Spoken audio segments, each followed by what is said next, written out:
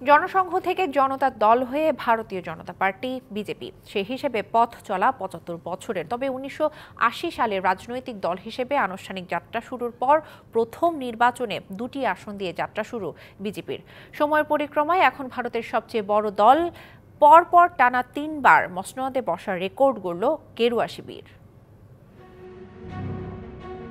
১৯৫১ সালে ভারতীয় জনসংঘ প্রতিষ্ঠা করেন কট্টর হিন্দু নেতা শ্যামাপ্রসাদ মুখোপাধ্যায়। ১৯৭৫ থেকে ৭৭ সাল পর্যন্ত প্রধানমন্ত্রী ইন্দিরা গান্ধী জরুরি অবস্থা জারি করলে ব্যাপক বিক্ষোভ দেখায় সংগঠনটি। পরে একাধিক রাজনৈতিক দলের সঙ্গে মিশে জনতা দলের নামে সামনে আসে জনসংঘ। ৭৭ নির্বাচনে কংগ্রেসকে হারিয়ে সরকার গঠন করে দলটি।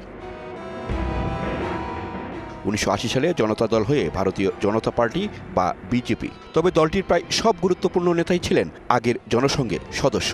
বিজেপির প্রথম সভাপতি অটল বিহারী বাজপেয়ীও তাই। ৪ বছর পর ১৯৮৪ সালে অষ্টম লোকসভা নির্বাচনে বিজেপির আসন সংখ্যা ছিল মাত্র ২টি। এ ধাক্কা সামলাতে শহরের উচ্চবর্ণের হিন্দুদের পাশাপাশি গ্রামের হিন্দুদেরও কাছে টানার প্রকল্প নেয় দলটি। পরের নির্বাচনে ফলও মেলে, বাড়ে আসন সংখ্যা। তবে ৯০ দশকের শুরুতে রাম মন্দির আর বাবরি মসজিদ ইস্যুতে বিজেপির কর্মকাণ্ড দেশে বিদেশে নানা সমালোচনার জন্ম দেয়। গুজরাটের দাঙ্গা ঘিরেও সমালোচনার মুখে পড়ে বিজেপি। সে সময় রাজ্যটির মুখ্যমন্ত্রী ছিলেন নরেন্দ্র মোদী। পরে পরপর দুবার ক্ষমতায় এলেও মেয়াদ পূরণ করতে পারেনি বিজেপির নেতৃত্বাধীন এনডিএ জোট। এরপর বাজপেয়ী, আদভানি সহ বাঘা বাঘা নেতাদের পেছনে ফেলে ক্ষমতার রাজনীতিতে বিজেপির সবচেয়ে বড় চমক দেখান নরেন্দ্র মোদী। ২০১৪ ও ১৮ সালের নির্বাচনে একক সংখ্যাগরিষ্ঠতা পেয়ে ক্ষমতায় আসে বিজেপি। টানা দুইবারের পর এবার অনেকটাই ছন্দপতন ঘটেছে বিজেপির। অষ্টাদশ লোকসভা নির্বাচনে ফিকে হয়ে গেছে মোদী ম্যাজিক।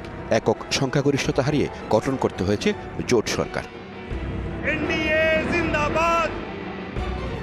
তারপরও ভারতীয় স্বাধীনতা আন্দোলনের নেতৃত্ব দেওয়া কংগ্রেসকে পেছনে ফেলে বিজেপি শহর থেকে গ্রামে ছড়িয়ে পড়েছে। এর পেছনে দলটির সুসংহত সাংগঠনিক কাঠামো, নেতৃত্বে জনপ্রিয়দের স্থান দেয়া, ভোট ব্যাংক বাড়াতে ধারাবাহিক প্রচেষ্টা অন্যতম। সাথে যুক্ত করেছে হিন্দুত্ববাদ। এছাড়া কংগ্রেসকে টেক্কা দিতে বরাবরই পরিবারতন্ত্রের বিরোধিতা করে আসছে বিজেপি। দেশ কি আশা আকাঙ্ক্ষাओं को पूर्ण करने में कोई कमी नहीं रखेंगे। এবারে নির্বাচনের প্রথম ভাগে হিন্দু মুসলিম ইস্যুকে পুঁজি করে প্রচার চালায় বিজেপি। এবার মোদির জন্য বড় ধাক্কা হয়ে এসেছে বাবরি মসজিদ আর রাম মন্দির ইস্যুর পরও অযোধ্যায় গেরুয়া শিবিরের ভরাডুবি। বিশ্লেষকরা বলছেন, আগামীতে হয়তো ধর্মভিত্তিক রাজনীতি নিয়ে নরেন্দ্র দামোদর দাস মোদীকে নতুন করে ভাবতে হবে। Masud Curzon, DBC news.